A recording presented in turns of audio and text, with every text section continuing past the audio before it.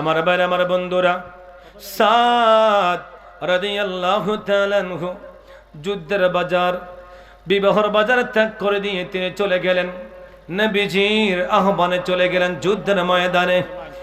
এমন ভাবে যুদ্ধ করতেছে, যুদ্ধ করতে করতে করতে করতে গায়ের মধ্যে তীরের আঘাত, তরবারির আঘাত, এমন ক্ষত বিক্ষত হয়ে গেলেন সাদ।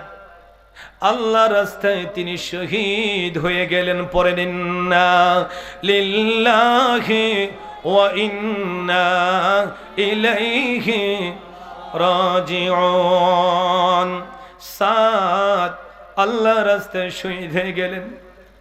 সাদের হাত এক জায়গায় পড়ে আছে, পা আরেক জায়গায় পড়ে আছে, কলিজাটা ছিঁড়ে গেছে।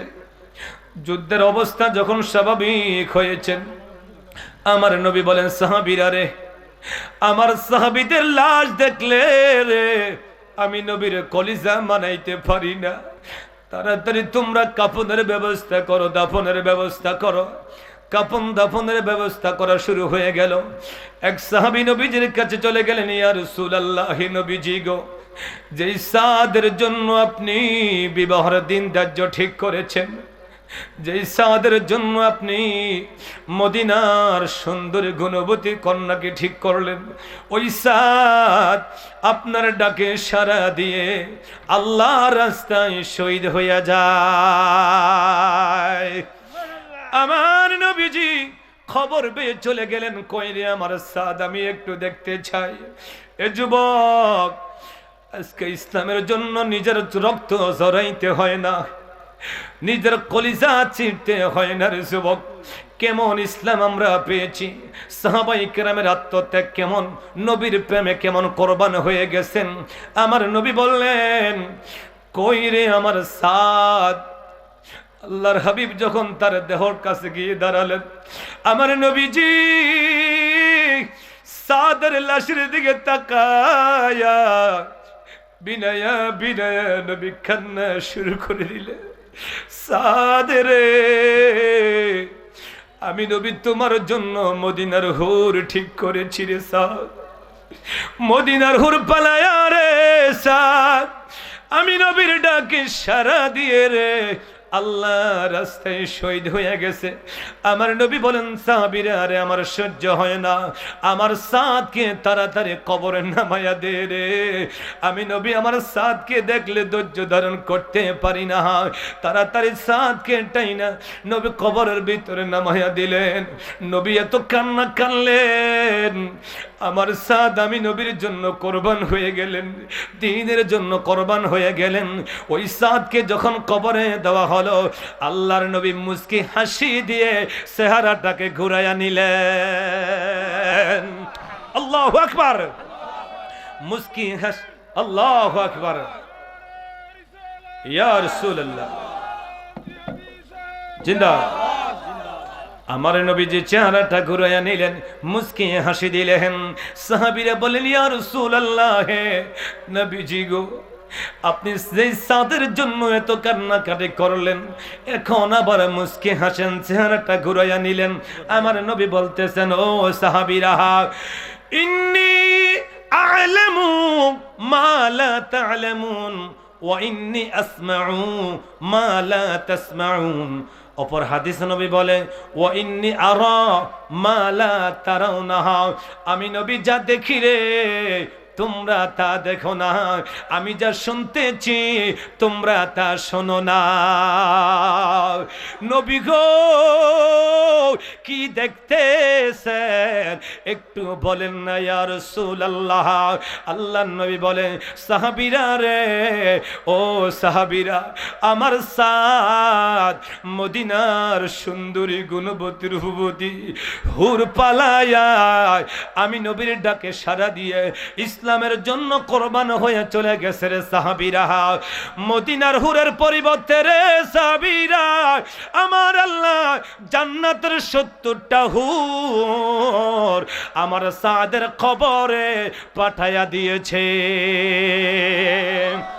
আমি নবী দেখতেছি রে জান্নাতের 70টা হুর সাদের কবরে এসে হাজির হয়ে গেছে।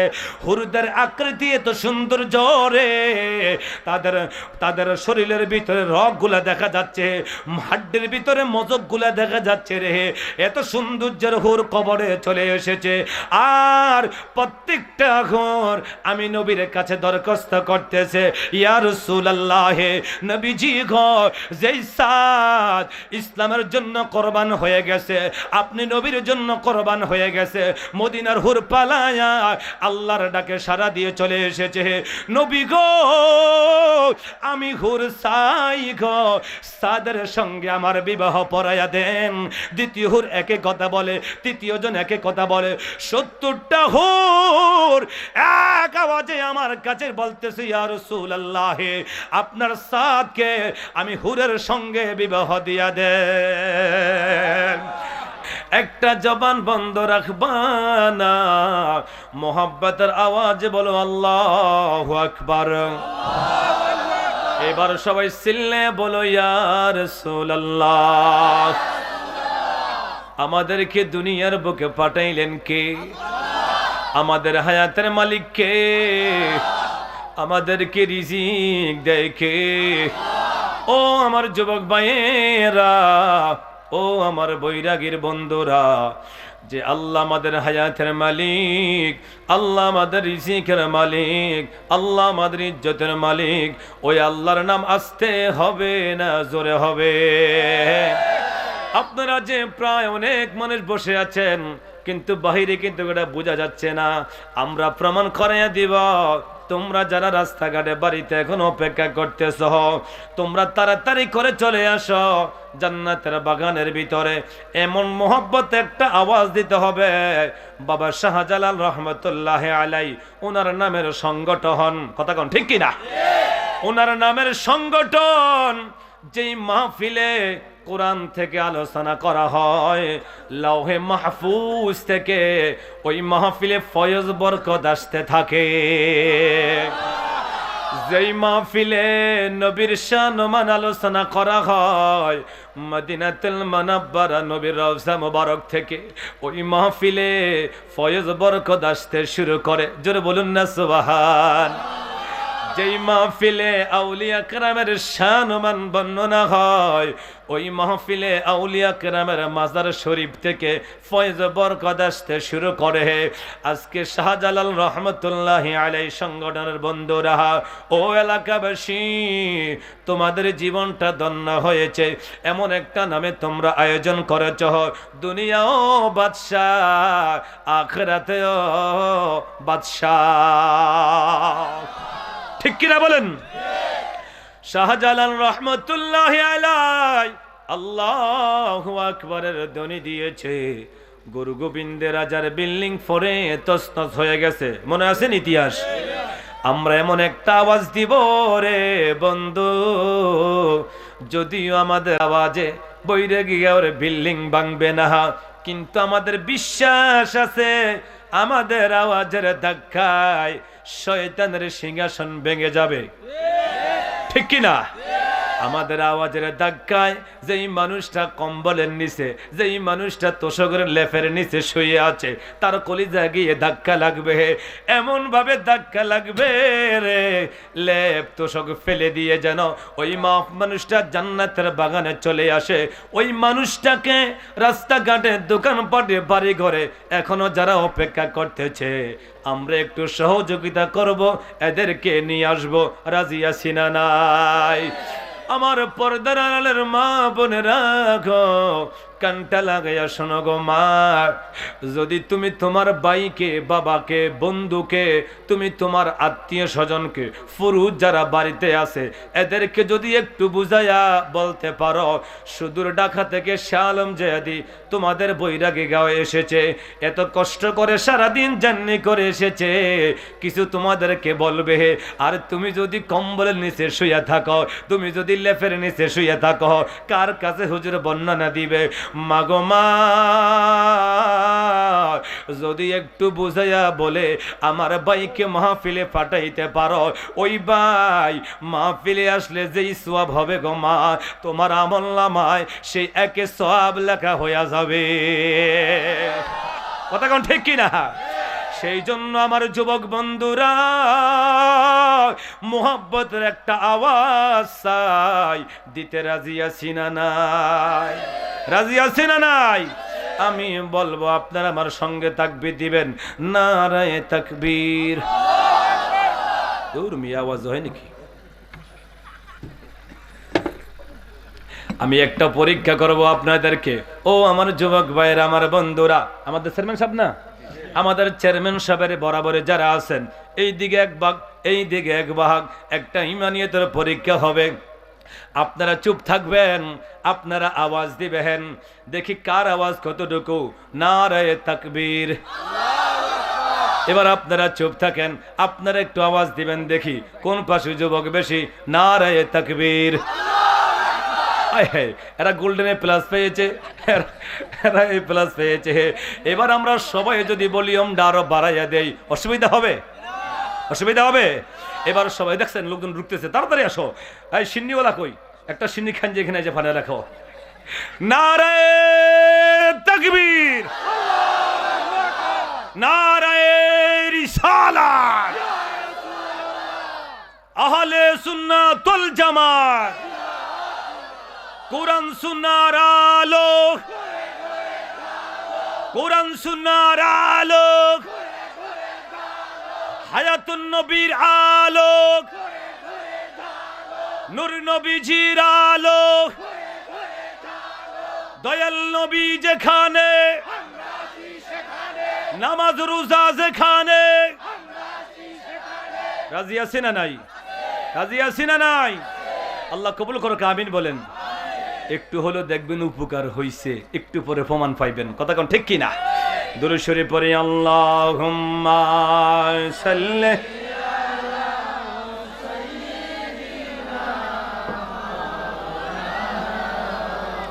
ওয়া আলা আলি সাইয়্যিদিনা।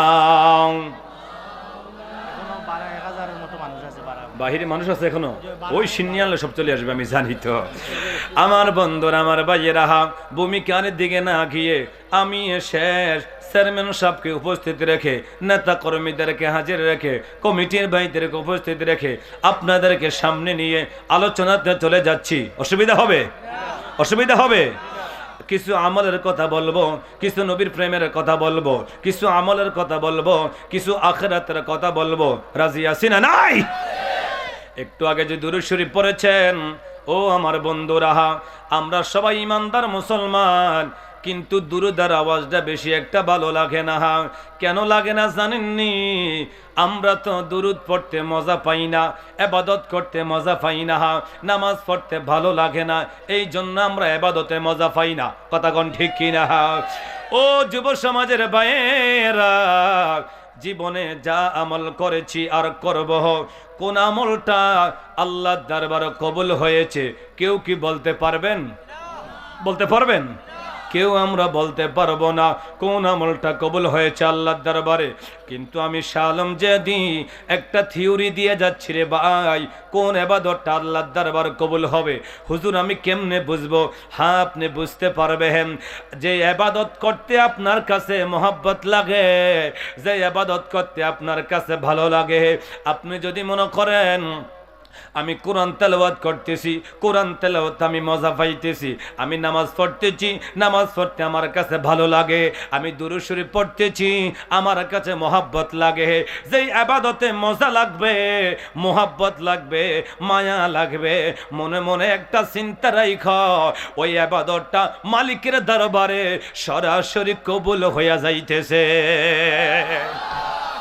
মহব্বত ছাড়া ইবাদতের কোনো দাম নাই। আমরা চাইতে জানি না, এই জন্য আমরা পাই না। আমরা ইবাদত করতে জানি না, এই জন্য ইবাদতের মজা পাই না। কথা কোন ঠিক কিনা? আল্লাহর একজন ওলি তার নাম ছিল শাহ সুফি ফতে আলী ওয়াইসি রহমতুল্লাহি আলাইহি। শাহ সুফি ফতে আলী ওয়াইসি রহমতুল্লাহি আলাইহি কত বড় নবীর আশিক ছিলেন, কত বড় নবীর পাগল ছিলেন, কত বড় নবীর দেওয়ানা ছিলেন। ও শাহজালালের উত্তরসূরিরা, মনোযোগ দিয়ে শুনে যাও। সুফি ফতে আলী ওয়াইসি রহমতুল্লাহি আলাইহি জীবনে কোনো দিন নামাজ বাদ দেয় না, রোজা বাদ দেয় না, আল্লাহর হুকুম গোলা আদায় করে, সর্বক্ষণ সব সময়ে গুনগুন গুনগুন করে নবীর উপরে দুরূদ শরীফ পড়ে। জোরে বলুন না সুবহানাল্লাহ। কি পড়ে? কি পড়ে?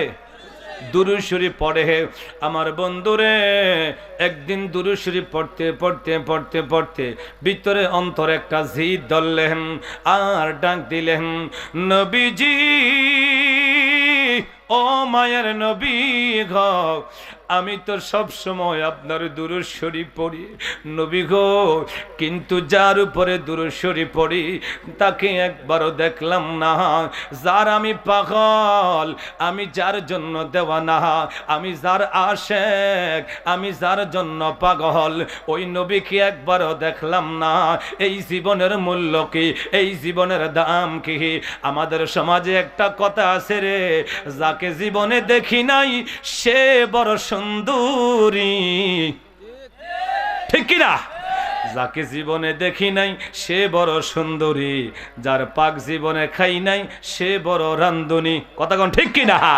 সুফি ফতে আলী ওয়াইসি মনে মনে ভাবলেন, ইয়া রাসূলুল্লাহ, নবী গো, আমার কাছে তো আর ভালো লাগে না। কেন ভালো লাগে না? আমি আপনাকে না দেখে আপনার প্রেমে দুরূদ শরীফ পড়ি।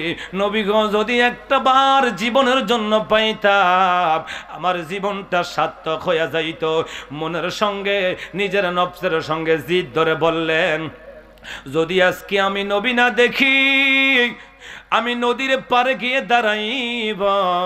দুই টুকরা রশি নিয়ে নদীর পারে গিয়ে দাঁড়াইলেন, হাত বাঁধবে, পাও বাঁধবে। নবী গো, যদি আপনাকে না দেখি গো, আপনার বিরহ বেদনায় হাত পাও বেঁধে আমি সাগরে ঝাঁপ দিব, নদীতে ঝাঁপ দিব, এই জীবন রাখবো না আপনি নবী বিহনে। এই জিদ ধরে দুরূদ শরীফ পড়ে আর নবীকে ডাক দিতেছে। ঘুমায়া গেছে রে, ঘুমের ঘরে আমার দয়াল নবী হাজির হইয়া গেছে। আল্লাহু আকবার। আমার নবী হাজির হইয়া গেলেন। ফতে আলী ওয়াইসিকে বললেন, ও সুফি ফতে আলী ওয়াইসি রে, পাগলামি করো না, পাগলামি করো না, আমি নবী তোমাকে দেখা দেওয়ার জন্য চলে এসেছি।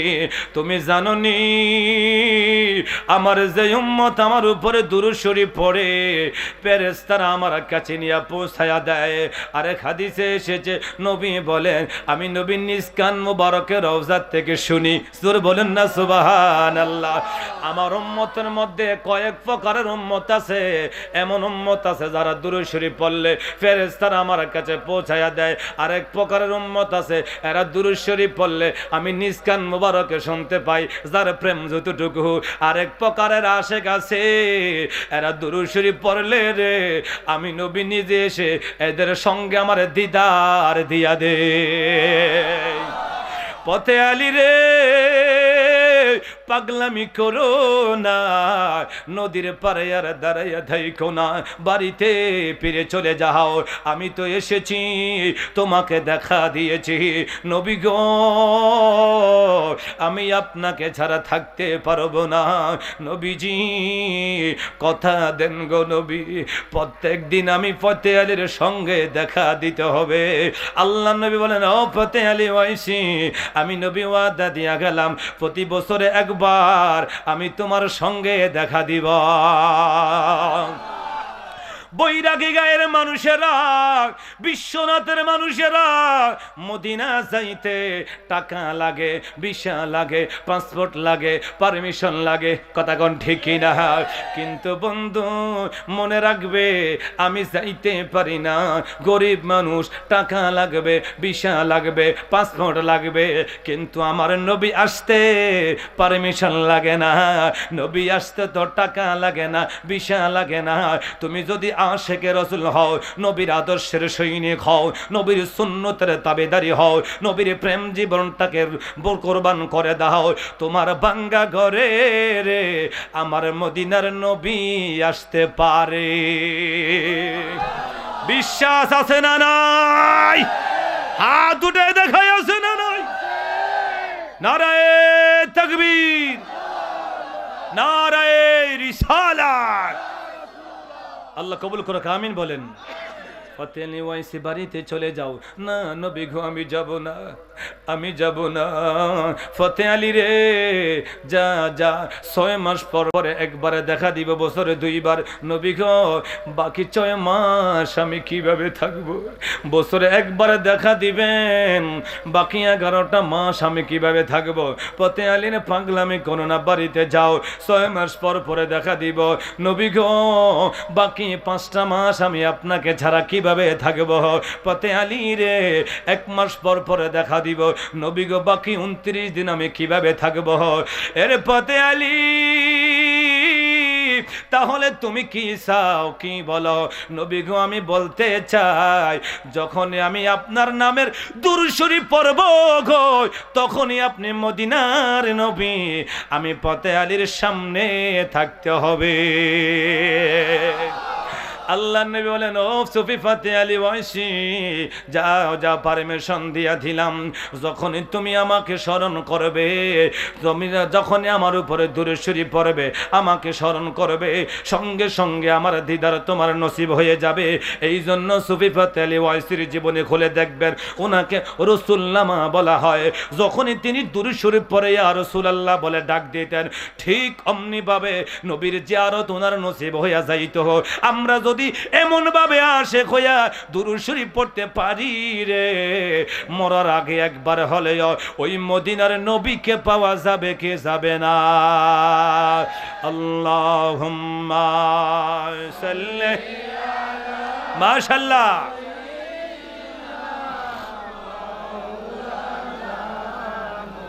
ওয়া আলা আলি সাইয়্যিদিনা।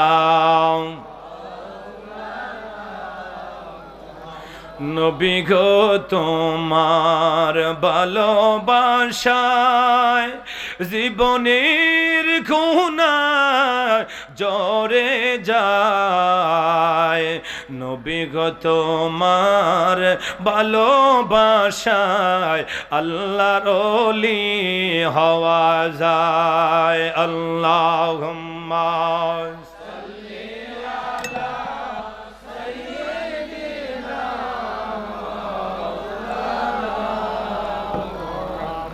وعلى آل سيدنا।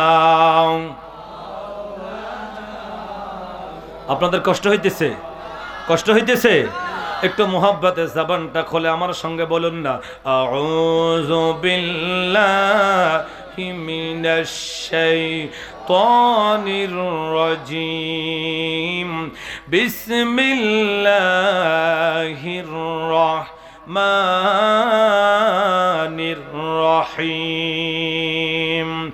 قل إن كنتم تحبون الله فاتبعوني يحببكم الله ويغفر لكم ذنوبكم والله গফুরুর রহিম। উচ্চ আওয়াজে বলি আল্লাহু আকবার। আমরা সবাই আল্লাহর ভালোবাসা চাই, আল্লাহর সন্তুষ্টি চাই, আল্লাহকে রুজে রাজি করতে চাই, আল্লাহকে খুশি করতে চাই। কথা কোন ঠিক কিনা? ও বন্ধু, আমাদের হায়াতের মালিক কে? রিজিকের মালিক কে? আমরা তো রিজিকের পিছে দৌড়াই, এই জন্য রিজিক আমাদেরকে দেখলে ভয় পাই। যদি আমরা সত্যিকার ভাবে আল্লাহ এবং আল্লাহ রসুলের পথের দিকে দৌড়াতাম, রিজিক আমাদেরকে তালাশ করত। কথা কোন ঠিক কি না? আমরা হইলাম দুনিয়ামুখী, আমরা হইলাম রিজিকের দিকে দৌড়াই, কার রিজিকে আঘাত দিতে পারবো, কাকে ঠকাইতে পারবো, কাকে আমরা মারতে পারবো, কাকে আমরা ঠকাইতে পারবো, আমাদের চিন্তা ধারণা হচ্ছে ওদিকে। কথা কোন ঠিক কি না? আমরা রিজিকের পিছে দৌড়াই, রিজিক আমাদেরকে ছেড়ে অন্য রাস্তায় চলে যায়। যদি আমরা মালিকের হুকুমের তাবেদারি হতাম, যদি আমরা নবীর আদর্শের সৈনিক হতাম, রিজিকের পিছে দৌড়াইতে হতো না, রিজিক আমাদের পিছে দৌড়াইতো। ঠিক কি না? আমার বন্ধুরে, ও যুব সমাজ, মনোযোগ দিয়ে শুনবে, রিজিকের মালিক কে? জোরে বলুন না, কে কে? সেই রিজিকটা পাইতে হলে, সেই রিজিকটা পেতে হলে কিভাবে পাইতে পারো? বৈধভাবে না অবৈধভাবে? বলুন না, বৈধভাবে না অবৈধভাবে? জায়েজ ভাবে না না জায়েজ ভাবে? আমাদের চিন্তা তো হলো অবৈধ, আমাদের চিন্তা তো হলো নাজায়েজ ভাবে। কথা কোন ঠিক কি না? আল্লাহ পাক জানায়া দেয়, ওয়ামা মিন দাব্বাতিন ফিল আরদি ইল্লা আলাল্লাহি রিজকুহা। আল্লাহ পাক জানায়া দেয়, পৃথিবীর মানুষেরা রে, তোমরা জেনে নাও, তোমরা তো রিজিকের জন্য কিলাকিলি মারামারি, হাহাজারি রোনাজারি আহাজারি, কাকে ঠকাবে, কাকে মারবে, কাকে তোমরা আহত করবে, হত্যা করবে, শুধু একমাত্র রিজিকের জন্য, শুধু একমাত্র ধন সম্পদের জন্য, শুধু একমাত্র খাবারের জন্য। জেনে নাও রে দুনিয়ার মানুষ, ওমা মিন দাব্বাতিন ফিল আরদ ইল্লা আলাল্লাহি রিজকুহা। এই জমিনের মধ্যে যত প্রাণী আছে, এমনকি একটা পিপিলিকার রিজিকের দায়িত্ব আল্লাহর হাতে। কার হাতে? রিজিকের মালিক কে? আল্লাহ হলেন রিজিকের মালিক। আল্লাহ পাক বলেন, তোমরা তো একবেলা খাবারের জন্য পাগল হইয়া যাও, আমার সৃষ্টি জাত এদের দিকে তাকায়া দেখো না। ওই সকালবেলা এই বৈরাগী গায়ের মানুষেরা, বিশ্বনাথের মানুষেরা, এমন কেউ তো নাই যে সকালবেলা আমি এক মন দান পাখির জন্য ছিটাইয়া দিয়েছি, পশু পাখির জন্য দিয়েছি। আমরা মানুষ রিজিকের পাগল। পশু পাখিরা সকালবেলা বাসা থেকে আল্লাহর উপরে তাওয়াক্কাল করে বের হয়ে যায় খালি পেটে, ওই সন্ধ্যাবেলা বাসাতে ফিরে বড়া পেটে এদের রিজিকের ব্যবস্থা করে দেয় কে? বলুন না, কে? আল্লাহ রিজিকের ব্যবস্থা করে দেয়। আমার বন্ধুরে, সবার রিজিকের দায়িত্ব কার হাতে? বলুন না, কার হাতে? সমস্ত প্রাণী, সমস্ত মাখলুকাতের রিজিকের দায়িত্ব কার হাতে? আল্লাহর হাতে। আল্লাহ কাউকে ঠকায়? আল্লাহ কাউকে ঠকায় না। একদিন সাপ রিজিকের জন্য বের হয়েছে। কি? সাপ। আল্লাহর কাছে বলে, আল্লাহ রিজিক দাও, রিজিক দাও, রিজিক দাও। রিজিকের জন্য বের হয়ে গেছে গর্ত থেকে। সাপ রিজিকের জন্য বের হয়ে গেলেন গর্ত থেকে। আল্লাহ রিজিক দাও, রিজিক দাও। রিজিকের মালিক কে? রাজ্জাক। আল্লাহু আকবার। রাজ্জাক হচ্ছেন রিজিকের মালিক। আল্লাহ রিজিক দাও। সাপ বের হয়ে গেছে। এদিক দিয়া ব্যাং পানিতে বাচ্চা প্রসব করে। ব্যাং চিনেনি আপনারা? পানিতে বাচ্চা প্রসব করে। ব্যাং পানি থেকে উপরে আসলেন, বিস্তরণ ভূমিতে আসলেন রিজিকের জন্য। বাচ্চা প্রসব করে উপরে উঠলো রিজিকের জন্য। সারাদিন পেটে খিদা। ব্যাং বলে, আল্লাহ রিজিক দাও, রিজিক দাও। সাপে বলে, আল্লাহ রিজিক দাও, রিজিক দাও। এদেরকে রিজিক খাওয়ায় কে? ব্যাং খাবারের জন্য, রিজিকের জন্য সামনে অগ্রসর হইয়া গেল। যেতে যেতে যেতে যেতে সাপের মুখে পড়ে গেল। কার মুখে? সাপের মুখে পড়ে গেল। যুব সমাজ, মন কানটা গভীর মনোযোগ দিয়া কানটা লাগাইয়া শোনো, আল্লাহ কেমন রিজিকের মালিক। সাপ রিজিক হিসাবে ব্যাংকটাকে ধরে ফেললো। সাপে বলতেছে, আল্লাহ আলহামদুলিল্লাহ, তোমার শুকর, তুমি আমাকে রিজিকের ব্যবস্থা করে দিয়েছ। কে বলতেছে? সাপ। আল্লাহ তোমার শুকর, আমাকে রিজিক দিয়েছ, কিন্তু এই রিজিকটা আমার থেকে কাইরা নিও না। ব্যাং বলতেছে, আল্লাহ অনেক দিন খিদা, রিজিকের জন্য রাস্তাতে আসলাম, আল্লাহ এখন বুঝি বিপদে পড়ে গেছি, তুমি আমাকে বাঁচাও, আল্লাহ তুমি আমাকে বাঁচাও। সাপ বলে আল্লাহ রিজিকটা নিও না। আল্লাহ পাক সাপকে বলেন সাপ সারিস না, ভালোভাবে ধরে রাখ। আর ব্যাং বলে আল্লাহ বাঁচাও বাঁচাও। আল্লাহ পাক বলে এই লড়াচড়া করিস না, চুপ করে বসে থাক। সুবহানাল্লাহ। আল্লাহ এমন একজন আল্লাহ যিনি আহকামুল হাকিমিন। আলাইসাল্লাহু বিআহকামিল হাকিমিন।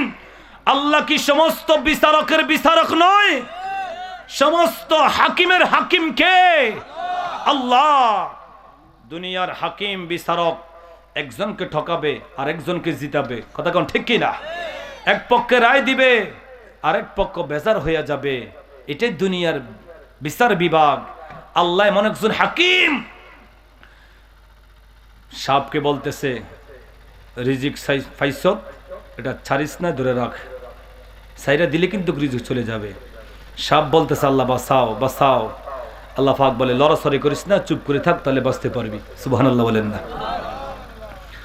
সাপ অনেকক্ষণ কামড় দিয়ে ধরে রাখছে, কারণ সাপে প্রথম কামড়ে ব্যাঙটাকে শিকার করেছে।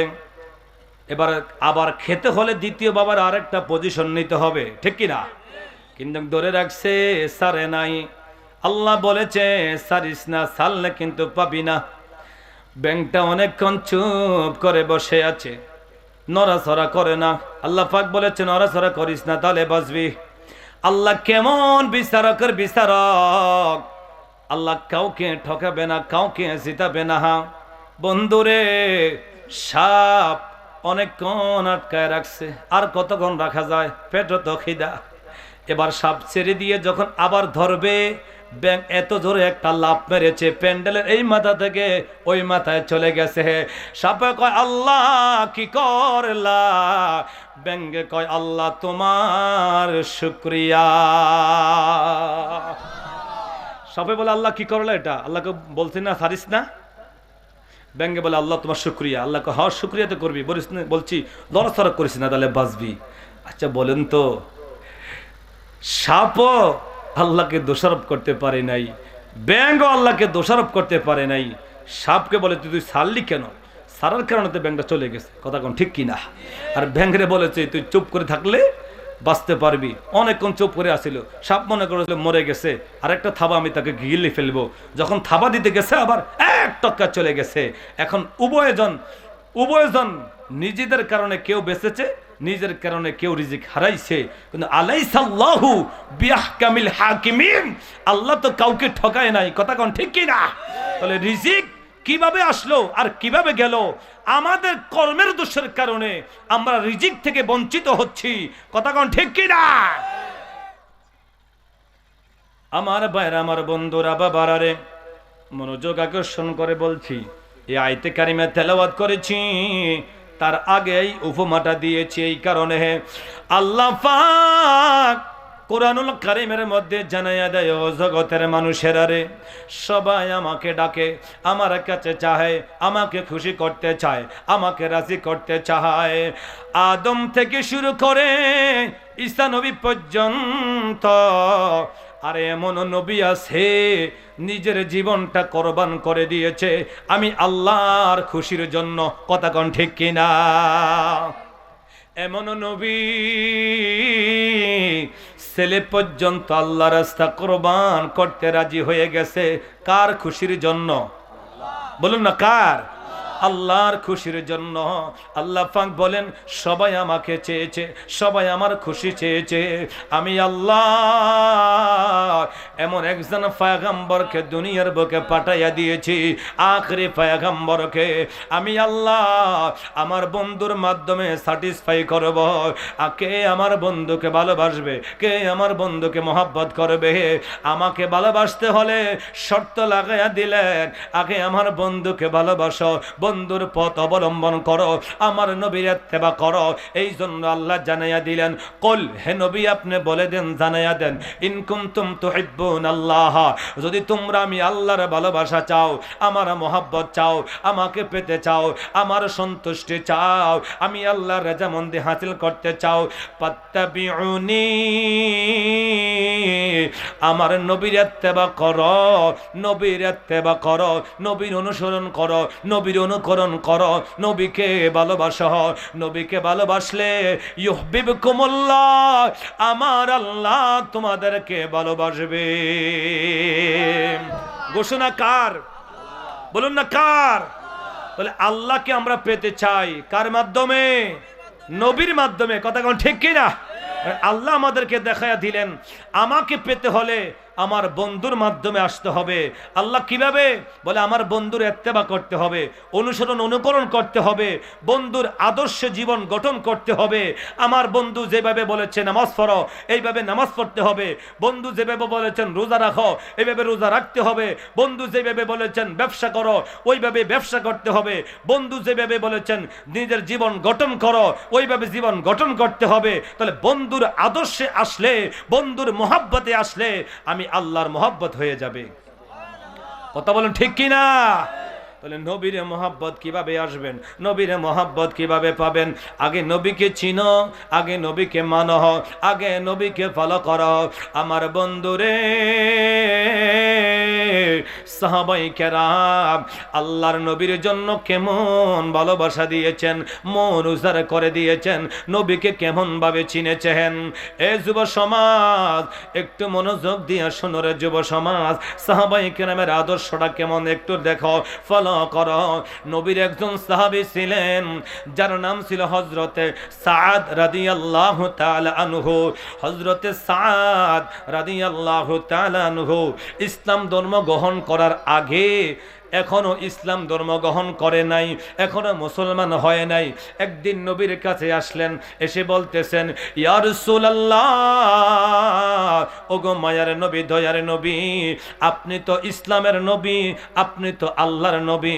নবী গো, ইসলাম ধর্ম গ্রহণ করলে কি উপকার আছে? আল্লাহ নবী বলেন, ও সাদ, ইসলাম ধর্ম গ্রহণ করলে রে তুমি এক নম্বরে মুসলমান হবে, জীবনের গুনাহগুলো মাফ হয়ে যাবে, আমার সাহাবী হইবা, পরকালে জান্নাত পাওয়া যাবে, আল্লাহর নিয়ামত পাওয়া যাবে। নবী গো তাই নাকি? বলে হ্যাঁ। আর দেরি নয়, আমাকে পড়ায়া দেন লা ইলাহা মুহাম্মাদুর রাসূলুল্লাহ সাল্লাল্লাহু আলাইহি ওয়াসাল্লাম। কলমা পড়ে মুসলমান হয়ে গেলেন, নবীর সাহাবী হয়ে গেলেন। দাম কমছে না বাড়ছে? বলুন না, কমছে না বাড়ছে? ওই সাদ এমন সাহাবী ছিলেন, এমন মানুষ ছিলেন, আফ্রিকার মানুষের মতো একেবারে কালো বর্ণের ছিলেন, একেবারে নিগ্রো বর্ণের, কালো বর্ণের ছিলেন। চেহারাটা দেখতে একটু প্যাকাশে প্যাকাশে, এমন অবস্থা ছিল। লোকেরা সাদকে আসওয়াদ বলে ডাকতো। আসওয়াদ মানে কালো, ওই যে আমরা আসওয়াদ পাথর বলি না, কালো। লোকেরা প্রায় সময় আসওয়াদ বলে ডাকতো। এমন একটা অবস্থা হয়ে গেছে। ওই সাদ ইসলাম ধর্ম গ্রহণ করার পরে দেখো নবীকে কিভাবে মানছে, নবীকে কিভাবে ফলো করছে, আল্লাহর সন্তুষ্টি কিভাবে পাইছে। বাস্তব ঘটনা আপনাদের সামনে তুলে ধরছি। ওই সাদ ইসলাম ধর্ম গ্রহণ করার পরে সকাল বিকাল নবীর দরবারে আসেন, মাসলা মাসাইল গুলা শিখেন, দিনের তালিম গুলা শিখেন। আমার ভাইয়েরা, ইসলামের অনেক বিধান গুলা শিখতেছে কার দরবারে? নবীর দরবারে। কার দরবারে? নবীর দরবারে শিখতেছেন। নবীর দরবারে আসে যাওয়া করেন। বয়স হয়েছে। আল্লাহর হাবিব একদিন ডেকে ডেকে বলে, সাদ রে, ও সাদ, বিবাহর তো বয়স হয়েছে, তুমি বিবাহ করবে বাবা? সাদ ডেকে ডেকে বলেন, ইয়া রাসূলুল্লাহ, নবীজি, ও নবীজি, বিবাহ শাদী তো করব, বয়স হয়েছে নবী, কিন্তু নবী গো, আমার কাছে কে মেয়ে বিয়ে দিবে? লোকেরা কেউ আমাকে দেখতে পারে না, আমি কালো বলে কেউ আমার কাছে আসে না, আমি কালো বলে নিগ্রো বলে সবাই আমাকে ঘৃণা করে। আমার ভাইয়েরা, যারা দেখবেন সামরা একটু বর্ষা, অনেক সময় ভিতরে অহংকারে চলে আসে। কথা কোন ঠিক কিনা? অহংকারে চলে আসে, গর্ব মানুষ করে। খবরদার, সাবধান, অহংকারে কিন্তু অধঃপতন হয়। আমি আসতেছি সামনে। সাদ বলে, ইয়া রাসূলুল্লাহ, নবী গো, কে আমার কাছে মেয়ে বিয়ে দিবে? আমি এত কালো, আমাকে দেখতে তো ব্যতিক্রম দেখা যাচ্ছে। হে ও নবী, মেয়ে তো দূরের কথা, মেয়েদের গার্ডিয়ানও আমাকে পছন্দ করবে না, আমি এত কালো মানুষ। কোন মানুষ? বলো না, কোন মানুষ? কালো মানুষ। আল্লাহর নবী দেখে বলে, ও সাদ, যদি বিবাহ করতে চাও, আমি নবী তোমার বিবাহ ওকালতি করব। আল্লাহু আকবার। আর রহমাতাল লিল আলামিন নবী, যার বিয়ার ঘটক করবে রে, ওকালতি করবে, তার দাম কম না বেশি? সাদ রে, আমি নবী বলে দিচ্ছি, শোনো, মদিনার আউস গোত্রের এক সরদার আমির আছে, সরদার আছে মদিনার এক প্রান্তরে। আমি নবী ঠিকানা দিয়ে দিচ্ছি রে সাদ, আমার ঠিকানা বরাবর চলে যাও মদিনার অমক গোত্র অমক আমিরের মেয়ে, একমাত্র কন্যা, রূপবতী গুণবতী সুন্দরী রাজকন্যা, আমিরের কন্যা, গোত্রের আমির, বংশের আমির, এমন অবস্থা, এমন বংশের মানুষ। আমি নবী ঠিকানা লিখে দিচ্ছি, তুমি চলে যাও। সাদ নবীর পারমিশন নিয়ে, নবীর ঠিকানা অ্যাড্রেস নিয়ে চলে গেলেন। ওই আমিরের কাছে চলে গেলেন, গোত্রের কাছে চলে গেলেন। ঘরের দরজায় গিয়ে আওয়াজ দিলেন, কে? বলে, আমি সাদ। কেন এসেছেন? নবী পাঠাইছে। সুবহানাল্লাহ। কে পাঠাইছে? নবী পাঠাইছে। কেন পাঠাইলেন? নবী পাঠাইছে গো, তোমার মেয়েকে আমি সাদের সঙ্গে বিবাহ দেওয়ার জন্য। এই দেও নবীর অ্যাড্রেস, নবীর ঠিকানা। নবী লিখে দিয়েছেন আমিরের বরাবর। আমি রহমাতুল লিল আলামিন নবী ঘটনা করে আমি ঠিকানা লিখে দিচ্ছি, আমি তোমার মেয়েকে পছন্দ করেছি সাদের জন্য। জোরে বলুন না সুবহানাল্লাহ। আমি রে, আমি নবীর কথা অনুযায়ী সাদের কাছে তোর মেয়ের বিবাহের ব্যবস্থা করে দে রে। মেয়ের বাবা যখন এই অ্যাড্রেস পাইল, মনটা বেজার হয়ে গেল। সাদের দিকে একবার তাকায়, মেয়ের দিকে একবারে তাকায়, সাদের দিকে একবার তাকায়, মেয়ের দিকে একবারে তাকায়, আর ডেকে ডেকে বলে, ও সাদ, কখনো কি নিজের চেহারা আয়নাতে দেখেছ? তুমি কেমন? আমার মেয়েটা কেমন? আমার একমাত্র আদরের মেয়ে, আমার একমাত্র মেয়ে, আমি লেখাপড়া করে বড় করেছি, মানুষ করেছি। আমারও তো একটা ইচ্ছা আছে রে, কোন বংশে দিব, কার কাছে দিব। আমি একটু ভেবে চিনতে দেখে কি করা যায়। তুমি এখন যাও, আমি পরে নবীর দরবারে যাব। সাদ ডেকে ডেকে বলেন, তাতে আমার আপত্তি নাই, বিবাহ দিলে দেন, না দিলে নাই, নবী পাঠাইছে, ইচ্ছা হচ্ছে আপনার, দিলে হয়তো আবদার রাখবো, না হয়তো রিসালাতের দরবারে, নবীর দরবারে চলে যাব, অসুবিধা নাই। জোরে বলুন না আল্লাহু আকবার। বাবা যখন অনীহা প্রকাশ করলেন, ও পদ্মানিশী মা বোনেরা গো, গভীর মনোযোগ দিয়ে একটু শোনেন গো মা। আমরা তো পাত্র পছন্দ করি কিভাবে জানেন? আমরা ছেলে পছন্দ করি, মেয়ে দেখতে গেলে মেয়ের গার্ডিয়ানরা জিজ্ঞাসা করে, ছেলে কি করে? সরকারি চাকরি করে না ব্যবসা করে? ব্যবসা করলে কোন ব্যবসা করে? চাকরি করলে কোন চাকরি করে, মাসে কত টাকা বেতন পায়, ব্যাংক ব্যালেন্স কত টাকা আছে, বাড়ি গাড়ি জমিদারে আছে কিনা, এটা আমরা ফলো করি। কথা কোন ঠিক কিনা? আমার মেয়ে কি খাওয়াইতে পারবে কিনা, আমার মেয়েকে পড়াইতে পারবে কিনা, কত রকমের কথা জিজ্ঞাসা করি। ওয়াল্লাহি আল্লাহর কসম, হাজারে দুই একটা ফ্যামিলি পাওয়া যায়, একটা ফ্যামিলিও জিজ্ঞাসা করে না ছেলেটা কোরআনের হাফেজ কিনা, ছেলেটা নামাজি কিনা, ছেলেটা পরের হক নষ্ট করে কিনা, ছেলেটা মুরব্বীদেরকে সম্মান করে কিনা, ছেলেটা আল্লাহওয়ালা কিনা, ছেলেটা নবী ভক্ত কিনা, ছেলেটা ভালো মানুষ কিনা, এই দিকে কেউ আমরা জিজ্ঞাসা করি না। জিজ্ঞাসা করি ব্যাংক ব্যালেন্স কত টাকা আছে, কি খাওয়াবে, কি বাঁচাবে, বাড়ি গাড়ি হাতি ঘোড়া শালি আছে কিনা। কথা কোন ঠিক কিনা? জিজ্ঞেস করি না কোরআন পারে কিনা। আমরা শুধু টাকার পাগল। কথা কোন ঠিক কিনা?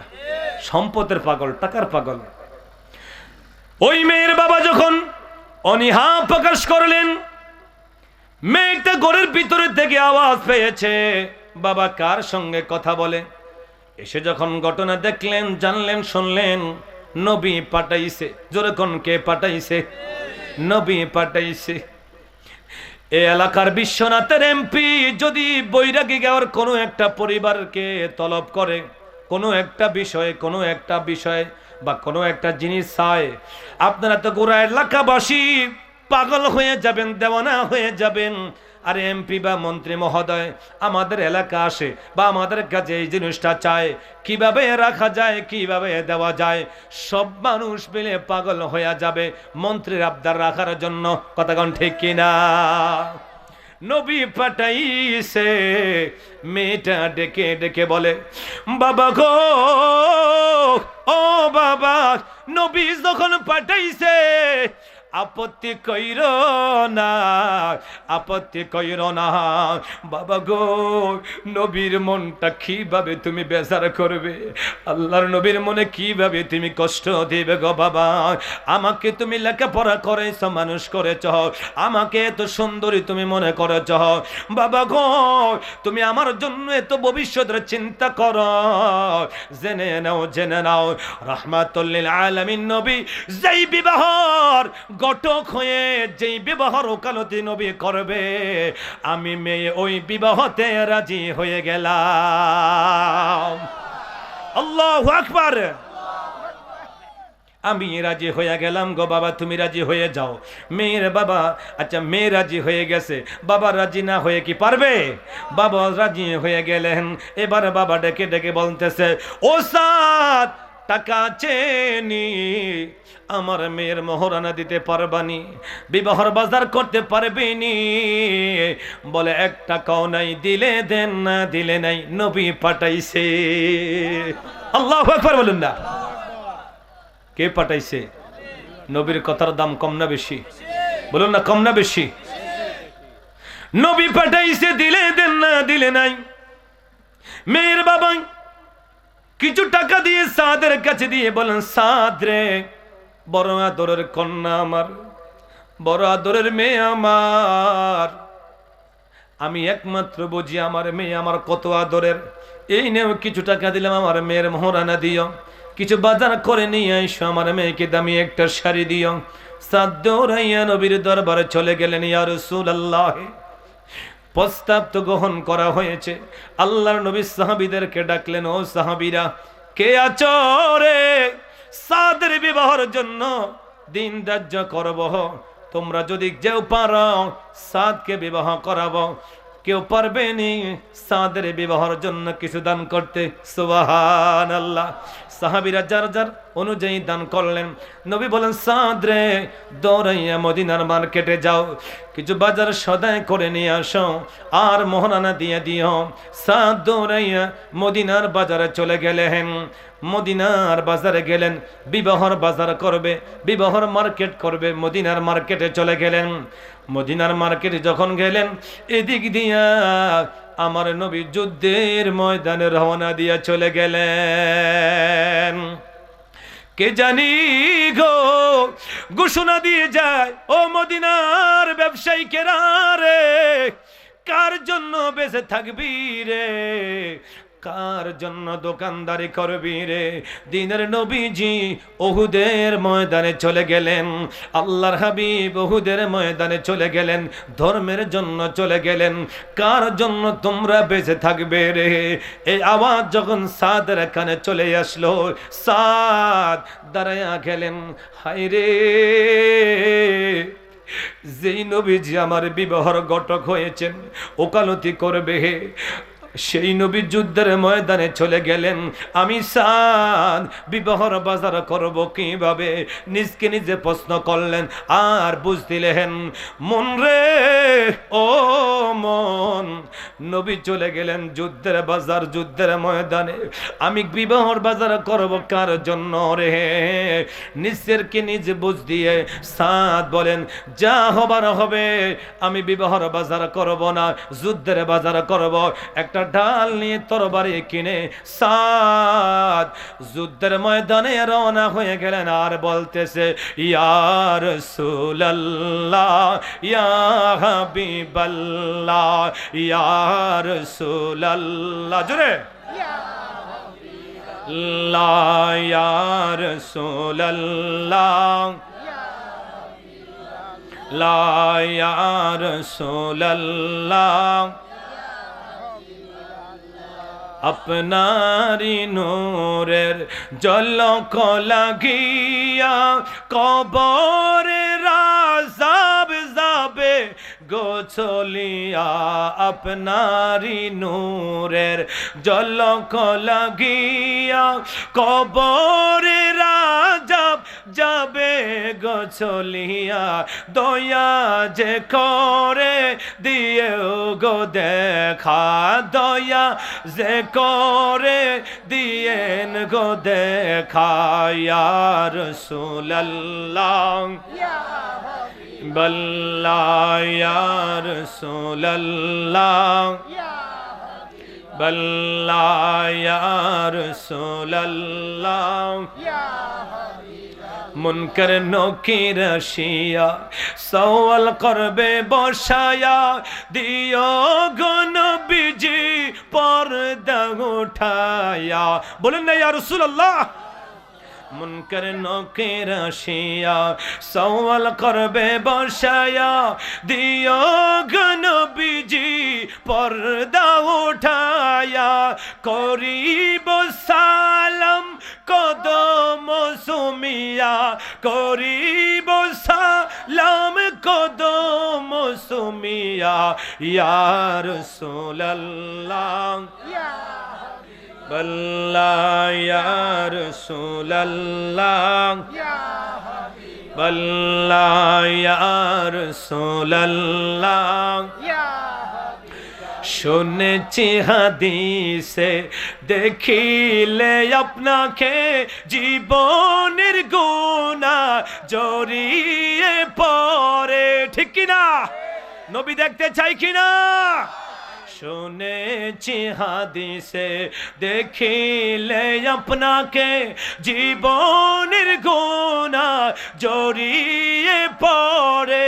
দয়া যে করে দিও গো দেখা, দয়া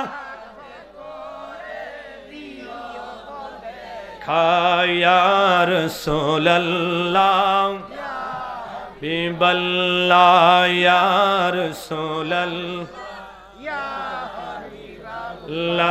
ইয়া রাসূলুল্লাহ। আমার ভাইরা কষ্ট হইতেছে, আপনাদের অসুবিধা হইতেছে? আমার ভাইরা, আমার বন্ধুরা, সাদ রাদিয়াল্লাহু তাআলা আনহু যুদ্ধের বাজার, বিবাহর বাজার ত্যাগ করে দিয়ে তিনি চলে গেলেন, নবীজির আহ্বানে চলে গেলেন যুদ্ধের ময়দানে। এমন ভাবে যুদ্ধ করতেছে, যুদ্ধ করতে করতে করতে করতে গায়ের মধ্যে তীরের আঘাত, তরবারির আঘাত, এমন ক্ষত বিক্ষত হয়ে গেলেন সাদ।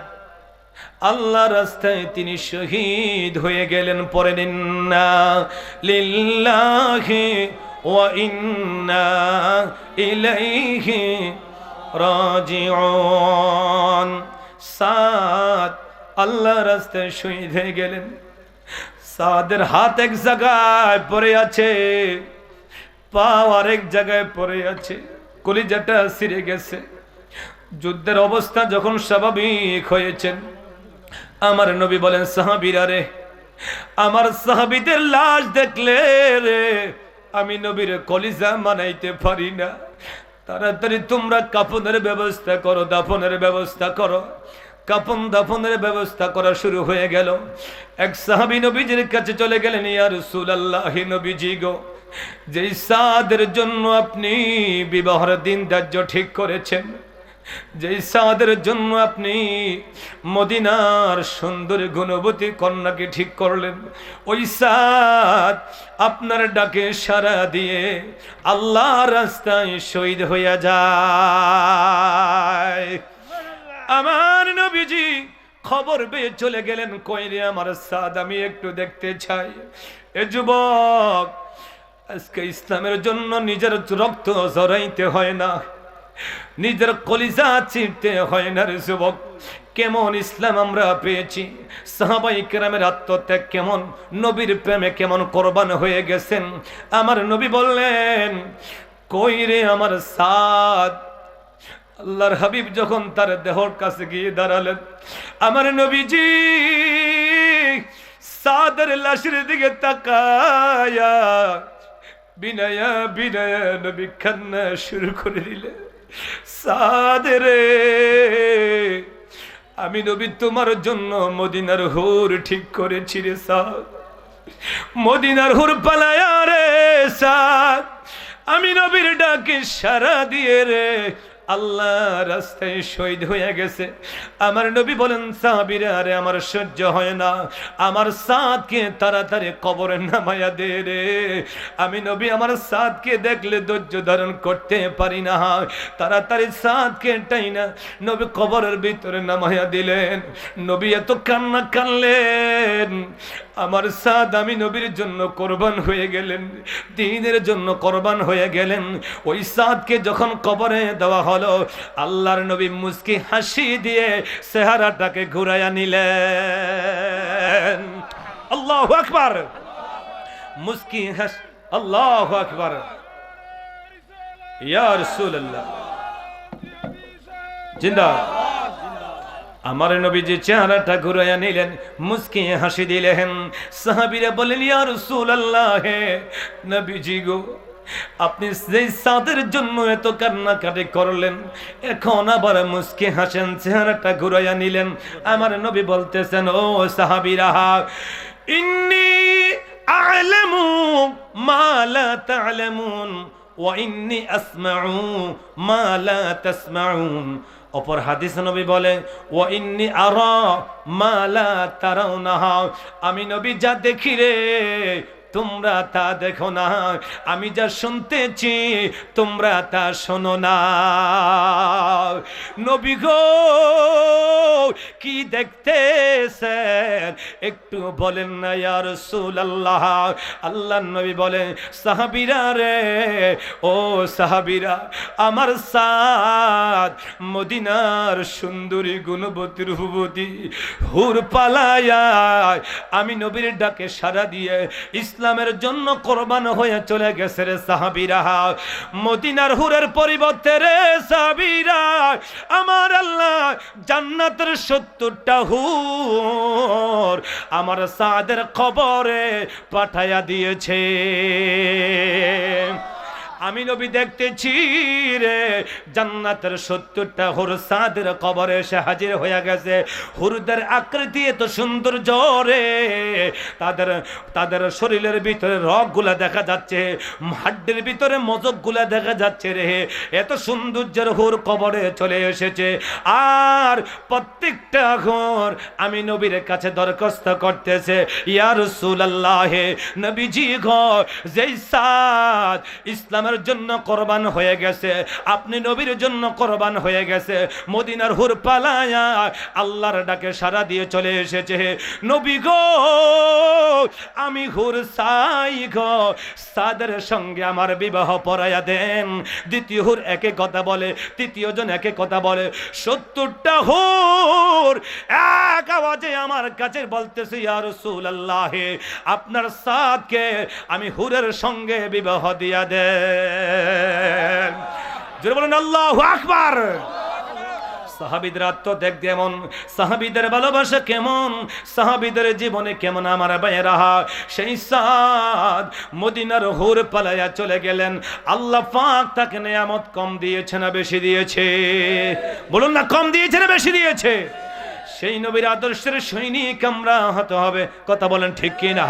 এখন তো আর রক্ত ঝরাইতে হবে না, ঘাম ঝরাইতে হবে না, শুধু নবীর দেওয়া তরিকা অনুযায়ী চলবে, নবীর সুন্নত আমল করবে, নবীর জীবন ধারণ করবে, নবীর আদর্শটা বুকে চাপা দিয়ে রাখবে। আল্লাহর কসম, নবীর সুন্নত নিয়ে, নবীর আদর্শ নিয়ে যদি কবরে যাইতে পারো, কে রে কে তোমার কবরে থাকবে? কেউ তো তোমার কবরে থাকবে না। যাকে এত আপন মনে করো, কেউ তোমার কবরে যাবে না, কেউ তোমার কবরের পারে থাকবে না। যদি নবীর আদর্শ নিয়ে, সুন্নত নিয়ে, ভালোবাসা নিয়ে কবরে যাইতে পারো, গিয়ে দেখবে রে আমার মদিনার নবী তোমার জন্য কবরে দাঁড়াইয়া রইছে। কারে লাগিয়া কান্দরে মন, কারে লাগিয়া বান্দ, কারে লাগিয়া কান্দরে মন, কারে লাগিয়া বান্দ। কেউ তো তোমার আপন হবে না, না না, যে জন হবে আপনা সেই তো মদিনা। ঠিক কি না? একটু বলতে পারবেন আমার সঙ্গে? কষ্ট হবে আপনাদের। কারে লাগিয়া কান্দরে মন, কারে লাগিয়া বান্দ, কারে লাগিয়া, কেউ তো তোমার আপন হবে না, না না না, যে জন হবে আপনা সেই তো মদিনা। বলো, যে জন হবে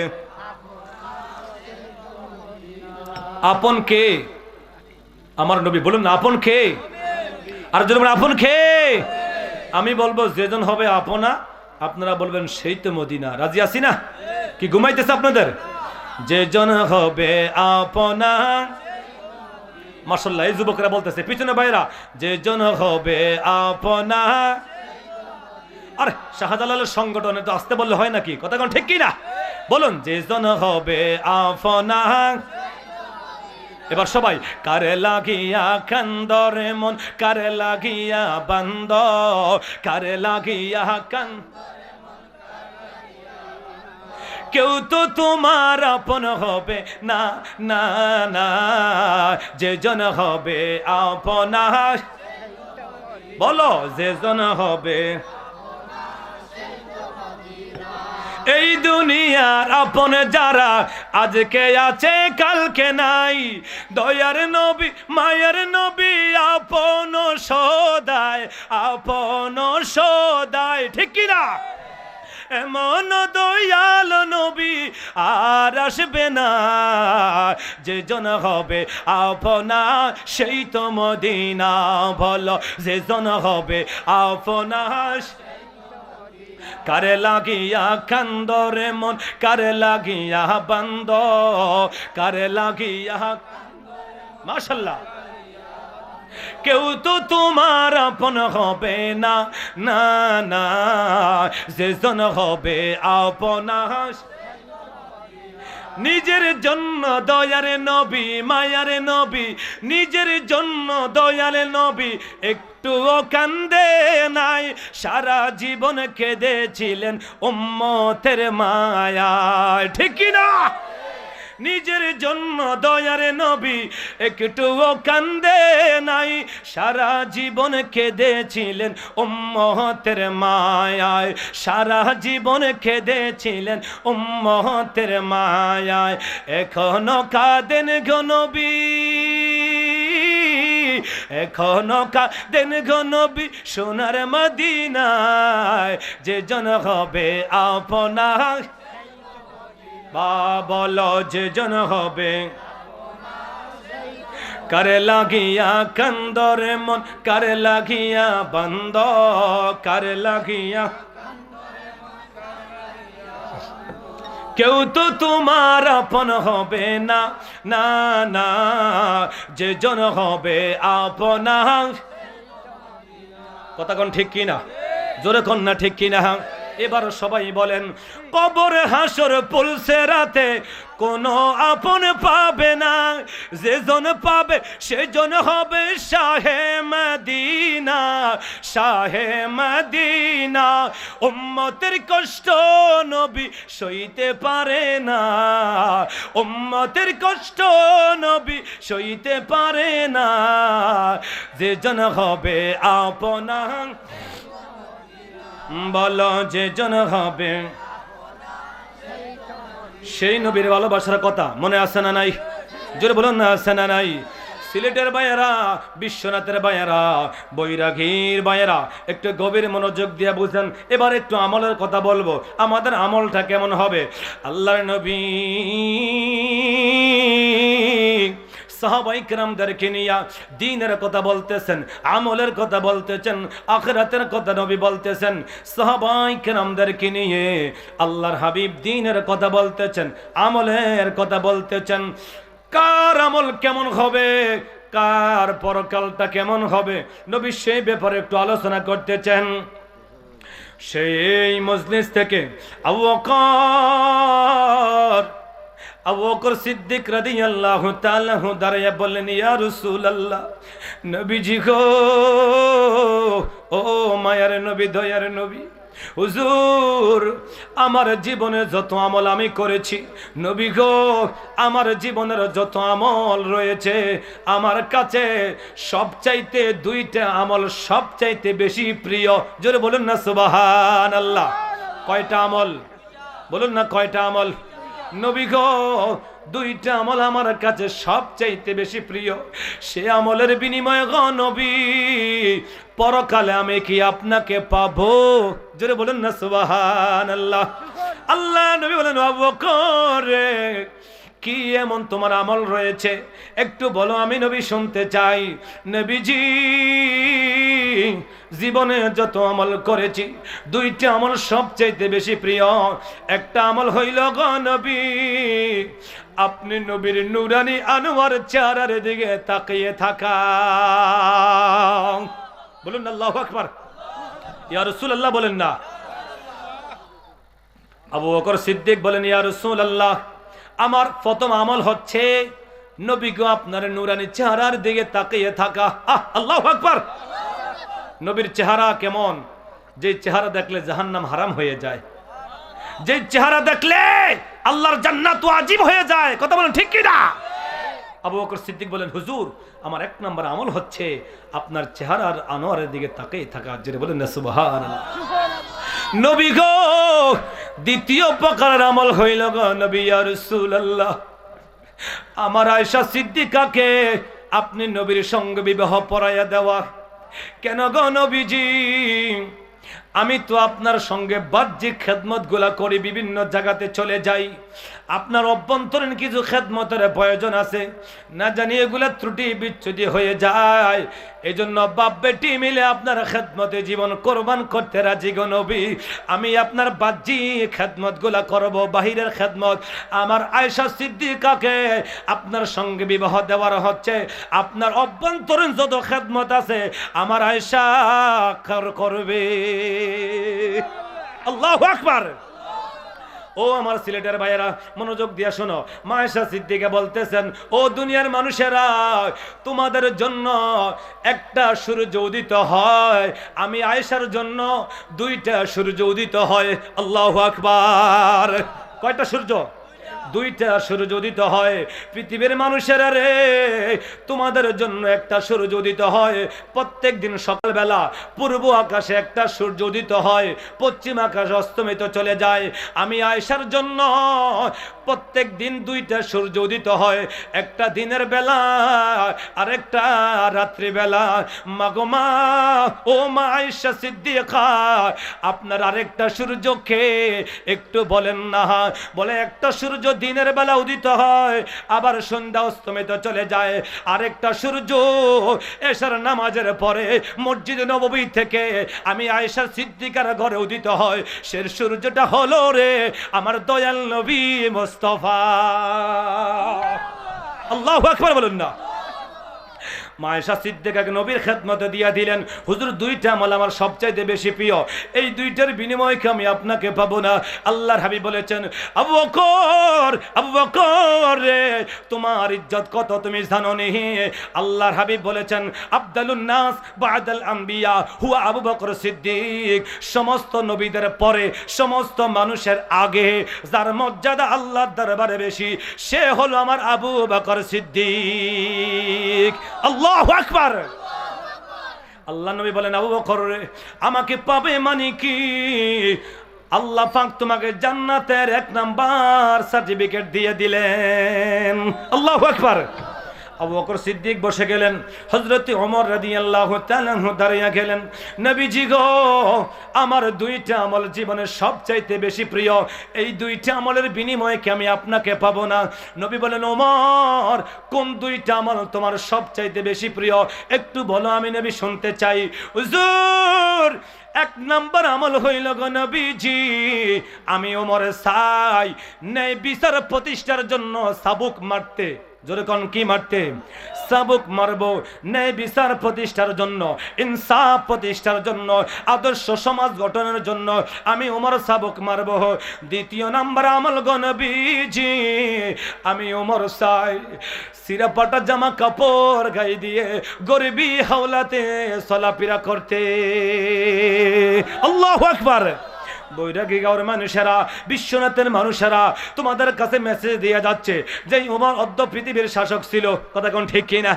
সেই বাদশাহ বলতেছে, আমি চাই গরিবী হাওলাতে চলাফেরা করি, গরিবী হাওলাতে আমি জীবন কাটাই। জোরে বলুন না সুবহানাল্লাহ।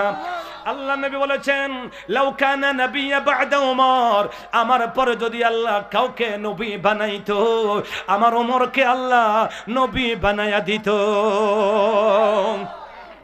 নবী বলেন, ওমর, ওমর, দুইটা আমলের বিনিময় না, শুধু তুমি জান্নাতের 2য় শুভ সংবাদদাতা। জোরে বলুন না সুবহানাল্লাহ। হযরত ওমর বসে গেলেন, ওসমান জিন্নুরাইন দাঁড়াইয়া গেলেন, ইয়া রাসূলুল্লাহ, আমার জীবনে 2টা আমল সবচেয়ে বেশি পছন্দনীয়। ওসমান রে, আমলগুলো একটু বলো, আমি নবী শুনতে চাই। নবীজি,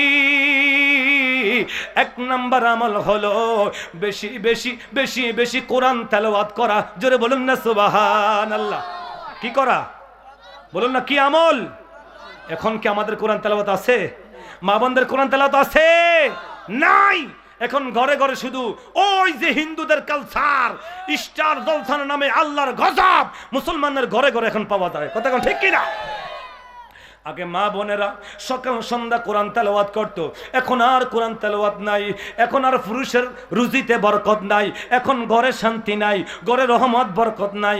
কিভাবে থাকবে? মুসলমানের ঘরে যদি হিন্দুদের কালচারে থাকে, হিন্দুদের ছবি থাকে, এই সমস্ত কিছু দেখার পরে আল্লাহ ঘরের বরকত উঠাইয়া নেয়। যেই ঘরে কোরআন তেলাওয়াত হবে, যেই ঘরে জিকির হবে, যেই ঘরে দুরূদ শরীফ হবে, যেই ঘরে আল্লাহর স্মরণ হবে, ওই ঘরে আল্লাহ রহমত বরকত দিয়া ভরপুর করে দিবে, কথা কোন ঠিক কিনা? ওসমান জিন্নুরাইন বলেন, ইয়া রাসূলুল্লাহ, 1 নাম্বার আমল হচ্ছে কোরআন তেলাওয়াত করা। নবীজি, 2য় নাম্বার আমল হইল গো, আমি ওসমান জিন্নুরাইন চাই বেশি বেশি মানুষকে মেহমানদারি করানো। আল্লাহু আকবার। ও আমার যুবক ভাইরা, ও সংগঠনের ভাইরা, আমি কিন্তু আমলের কথাও বলছি, নবীর প্রেমের কথাও বলছি, কথা কোন ঠিক কিনা? এই আমলগুলা কোট করে রাখতে হবে। নবী গো, 2টা আমলের বিনিময়ে কি আমি আপনাকে পাবো না? উসমান রে, শুধু আমাকে পাবে তা না, আল্লাহ তোমাকে জান্নাতের 3য় নম্বরে শুভ সংবাদ দিয়েছে। উসমান জুনুরাইন বসে গেলেন, মাওলা আলী দাঁড়ায়া গেলেন, নবী গো আমারও জীবনে যত আমল রয়েছে দুইটা আমল আমার সবচাইতে বেশি প্রিয়। আল্লাহর নবী বলেন, আলী রে, ও আলী কোন দুইটা আমল তোমার প্রিয় একটু বলো, আমি নবী শুনতে চাই।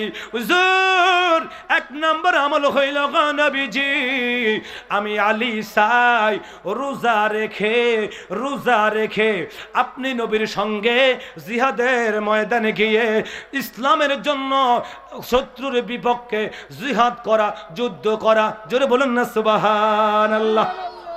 রোজা রেখে, কি রেখে? রোজা রেখে। আর আমাদের অবস্থা হচ্ছে রমজান মাস আসলে আমরা রোজা রাখলে ক্লান্ত হয়ে যাই, ভালো কথা বললেও আমাদের কাছে তিক্ত মনে হয়। কথা কোন ঠিক কি না? অনেক ভাইরা রমজান মাস আসলে রোজা রাখে ঠিকই, দিন কিভাবে কাটাবে, পরে ওই ক্যারাম বোর্ড খেলায়, ওই ছক্কা খেলায়, টাস খেলায়, বিভিন্ন খেলাতে সময় কাটায়। কতক্ষণ ঠিক কি না? আর হযরত আলী বলতেছেন, সময় কম, ছেড়ে দিব? হ্যাঁ, আরে ঠিক আছে, 12টার আগে আগে মুনাজাত দিয়ে দিব, অসুবিধা না, চিন্তা করেন না। যেভাবে ঘুমতুন উঠে নিয়ে আসছেন আমি তো ভয় পেয়ে গেছিলাম, অবস্থা কি জানি হয়। আর এখন বলতেছেন শর্ট করেন। হযরতে আলী রাদিয়াল্লাহু তাআলা আনহু বললেন, ইয়া রাসূলুল্লাহ, ও নবীজি এক নম্বর আমল রোজা রেখে আপনি নবীর সঙ্গে যুদ্ধের ময়দানে গিয়ে জিহাদ করা। জোরে বলুন না সুবহানাল্লাহ। দ্বিতীয় প্রকার আমল, এ যুবক ভাইরা, মুরব্বী বাবারা মনোযোগ দিয়া শোনো, হযরত আলীর আমলটা কেমন। হুজুর দ্বিতীয় প্রকার আমল হইল শীতকালীন সময়ে ঠান্ডা পানি দিয়ে ওযু বানায়া নামাজ আদায় করা।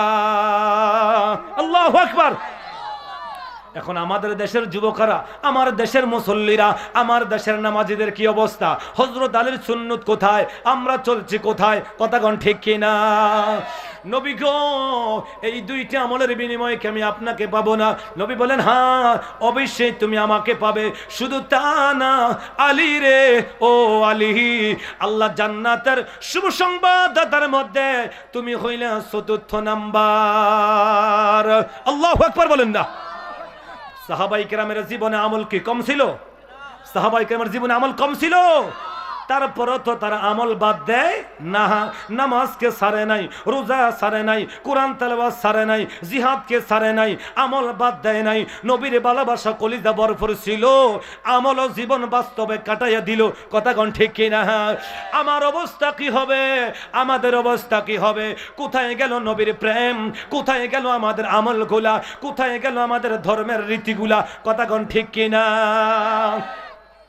আবার এমন মুসল্লি আছে রে যারা আমল করে আবার অহংকারও করে, আছে না নাই? আমল করে আবার রিয়া করে, তাকাব্বুরি করে। এ মুসল্লি, তোমার জীবনে কত আমল তুমি করেছ? তাকাব্বুরি করো, অহংকারী করো, বাহাদুরি দেখাও।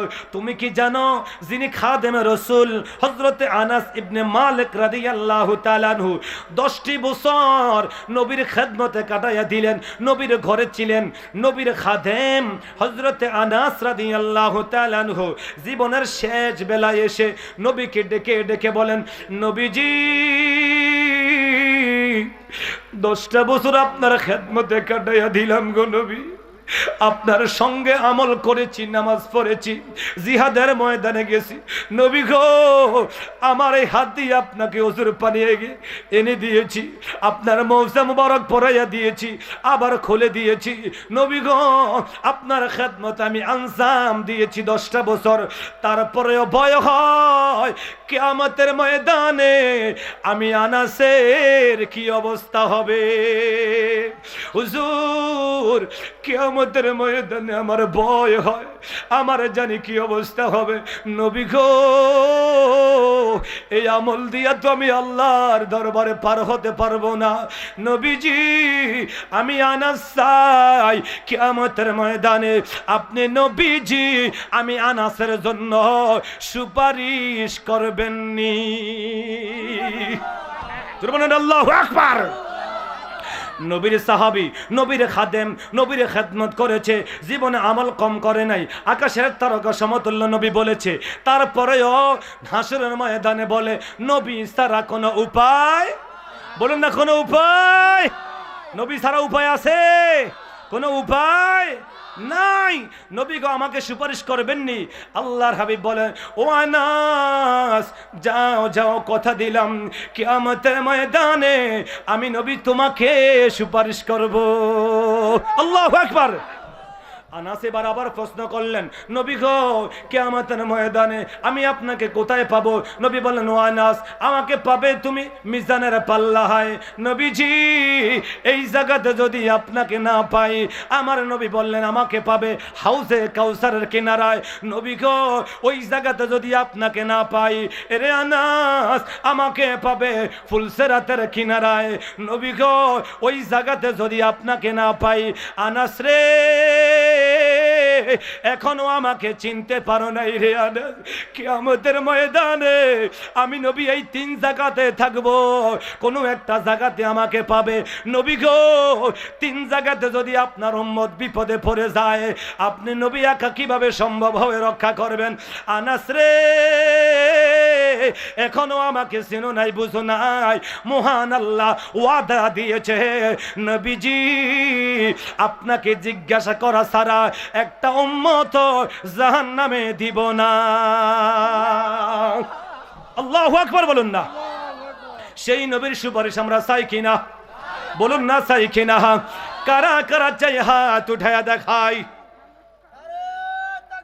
আল্লাহ ইয়া রাসূলুল্লাহ। আল্লাহ কবুল করুক সকল পরে আমিন। নবীর মোহাম্মদ চাইতো, নবীর ভালোবাসা চাইতো, আমল করে না বাদ দিয়ে, নামাজ পড়ে না নামাজ বাদ দিয়ে। সাহাবাই কেরামের জীবনে আমল কম ছিল? আমল কম ছিল, নবীর প্রেম কম ছিল। কিন্তু আমরা তো সুন্নি দাবি করি, আমরা আশিক রসুল দাবি করি, নামাজ পড়ি না। কথা কোন ঠিক কিনা? এটা হচ্ছে মুনাফিকি লক্ষণ, এটা হচ্ছে শয়তানের লক্ষণ। ইমানদার আশিক রসুল হতে হবে, নামাজও পড়তে হবে, শরীয়ত মতো চলতে হবে, তরিকত মতো চলতে হবে, নবীর সুন্নত নিয়ে নিজের জীবন গঠন করতে হবে। কথা কোন ঠিক কি না? আজকের এই সংগঠনকে অসংখ্য মোবারকবাদ, ধন্যবাদ জানাচ্ছি। যে সংগঠনের যুবক ভাইরা দীর্ঘদিন কষ্ট করে, পরিশ্রম করে, সময়কে সময় ব্যয় করে জান্নাতের বাগান সাজাই দিয়েছেন, নবীর প্রেমের বাগান সাজাই দিয়েছেন। কথা কোন ঠিক কি না? আর সেই বাগানটা আপনারা এসে সৌন্দর্য করে দিয়েছেন। ফুল বাগানে যদি ফুল না ফুটে, ফুল না থাকে, ফুল বাগান সৌন্দর্য লাগে না। আজকে জান্নাতের বাগান, আপনারা জান্নাতের মেহমান হয়ে বসে আছেন, সৌন্দর্য লাগতেছে, ভালো লাগতেছে। সেই ভালো লাগার বিষয়ে নবীদের 1000 বছর আগে বলে গেছে। জোরে বলেন না সুবহানাল্লাহ। আল্লাহ নবীদের 1000 বছর আগে বলে গেছেন। কি বলেছেন জানেন? সাহাবাই কেরাম বলেছেন, ইয়া রাসূলুল্লাহ, হুজুর আমরা তো আপনার সঙ্গে নামাজ পড়ি। দেখেন আমল কাকে বলে। হুজুর আমরা তো আপনার সঙ্গে নামাজ পড়ি, আপনার সঙ্গে আমরা যুদ্ধের ময়দানে যাই, আপনার পিছনে আমরা ইক্তেদা করি, হুজুর আপনার চেহারা মোবারক দেখি, হুজুর আপনার সঙ্গে খাবার খাই। এত সৌভাগ্য আমাদের, আমরা আপনাকে দেখি, আপনাকে ছায়ার মতো আমরা আপনাকে আমরা এতভাবে ফলো করি, হুজুর আপনাকে এতভাবে মান্য করি, আপনার মহব্বত আমরা আপনার কাছাকাছি থাকি। কিন্তু আখরি জামানায় এমন কিছু উম্মত বাইরে আসবে, এরা তো আপনাকে দেখবে না, আপনার সঙ্গে খাবার সৌভাগ্য তাদের হবে না, আপনার পিছনে নামাজের সৌভাগ্য তাদের হবে না। নবী গো আপনার সঙ্গে যুদ্ধের ময়দানও তারা যাবে না। তাহলে তাদের অবস্থাটা কি হবে? তাদের ব্যাপারে আপনার ভবিষ্যৎবাণী কি একটু বলেন না ইয়া রাসূলুল্লাহ। আল্লাহ নবী বলেছেন, ক্বালান নবী সাল্লাল্লাহু আলাইহি ওয়াসাল্লাম, মিন আশাদ্দি উম্মতি ইলাইয়া হুব্বান নাস ইয়াকুনুনা বাদি ইওয়াদু আহাদুহুম লাউ রানি বিআহলিহি ওয়া মালিহি। উচ্চ আওয়াজে বলি ইয়া রাসূলুল্লাহ, জবান খুলে বলি ইয়া রাসূলুল্লাহ। আল্লাহর হাবিব জানাইয়া দিলেন, ও সাহাবীরা জেনে নাও, আখিরি জামানায় এমন কিছু উম্মত আমার আসবে, তারা আমাকে দেখবে না, কিন্তু আমি নবীকে তারা এমন ভাবে ভালোবাসবে, মোহাব্বত করবে, মায়া করবে, নিজের জীবনের চাইতে আমার ভালোবাসা বেশি থাকবে, নিজের জীবনের চাইতে আমাকে বেশি ভালোবাসবে। লাউরানি, তারা আফসোস করবে আর বলবে, যদি আমরা নবীর চেহারা মুবারক দেখতাম, যদি আমরা নবীকে দেখতাম, বিআহলিহি ওয়া মালিহি, নবীর জন্য আমাদের পরিবার কোরবান করে দিতাম, আমাদের মাল কোরবান করে দিতাম, আমাদের ধন সম্পদ নবীর জন্য ব্যয় করে দিতাম।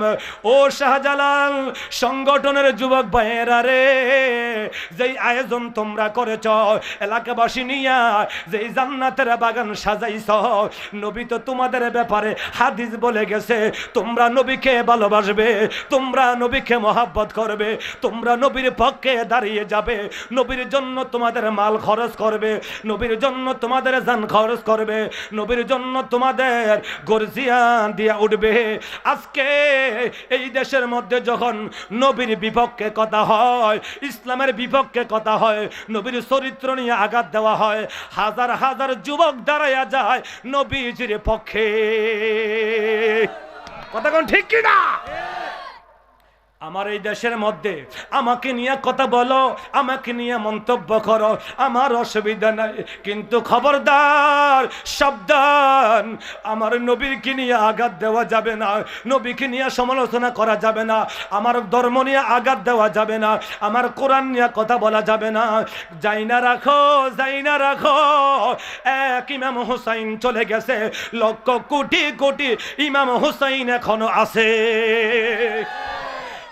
এক শাহজালাল চলে গেছে রে, কোটি কোটি শাহজালাল ঘরে ঘরে পয়দা হয়ে আছে, ঠিক কি না?